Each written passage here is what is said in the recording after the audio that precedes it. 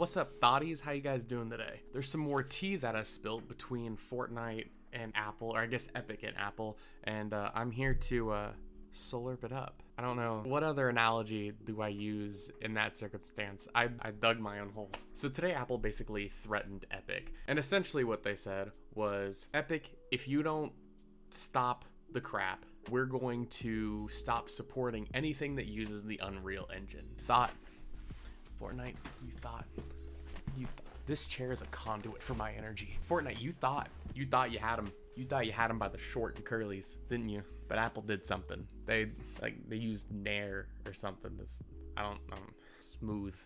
It's basically what I'm getting at here. So that begs the question, why is this a problem? So let me give a quick in-depth example of the situation. Essentially, Unreal Engine is a game development engine that's used by AAA titles and indie development titles. Now, typically, AAA titles develop their own game development engine. They have their own platforms that they develop games off of. Well, Epic made Unreal Engine, and Unreal Engine is a very easy to use, very streamlined version of making a game. So it's very well liked by a lot of indie developers, and a lot of AAA developers use it too, like Bandai Namco uses it for Tekken, and it's been used to make games like Gears, Soul Calibur, Darksiders 3, and obviously Fortnite. I've read a lot online that people seem to think this is going to be a double-edged sword for Apple. Well, I was trying to find the top revenue grossing apps for Apple in 2019, and the only game that uses Unreal Engine in the top 25, granted it's in the top 10, is PUBG. Now, other well-performing app games like Hello Neighbor, which also uses Unreal Engine, is in that mix somewhere, but it's not one of the top games.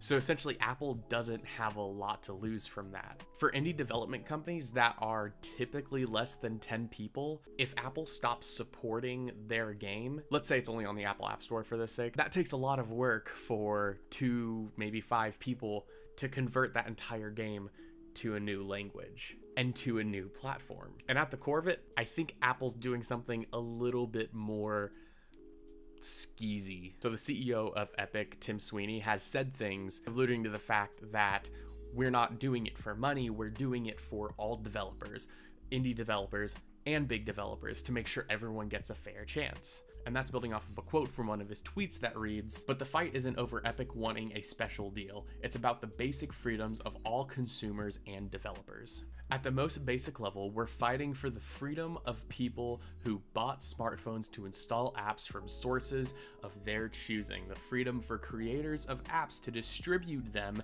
as they choose, and the freedom of both groups to do business directly." And personally, what I think Apple is trying to do is create a mistrust with Epic.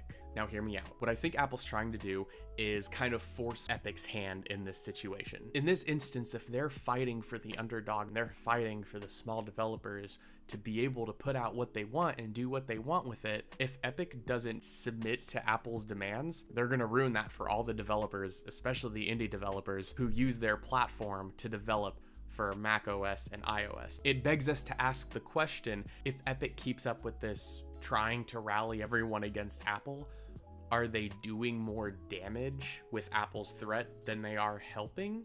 Quoting from one of Apple's responses, they also went on to say, "The problem Epic has created for itself is one that can easily be remedied if they submit an update of their app that reverts it to comply with the guidelines they agreed to and which apply to all developers. We won't make an exception for Epic because we don't think it's right to put their business interests ahead of the guidelines that protect our customers." So Apple's really just, I'm not sure of all the fine details, but I do know this is kind of playing out just like a typical episode of Yu-Gi-Oh! This duel is coming to an end. I play Kuribo because I have the heart of the cards and I stand for what's right, and no matter what happens, goodness will always prevail. Exodia. I'm sorry, what? I said Exodia, you lose. Oh no. Oh no. Feel it. Now personally, I don't know what would be the best thing to do in this sort of situation.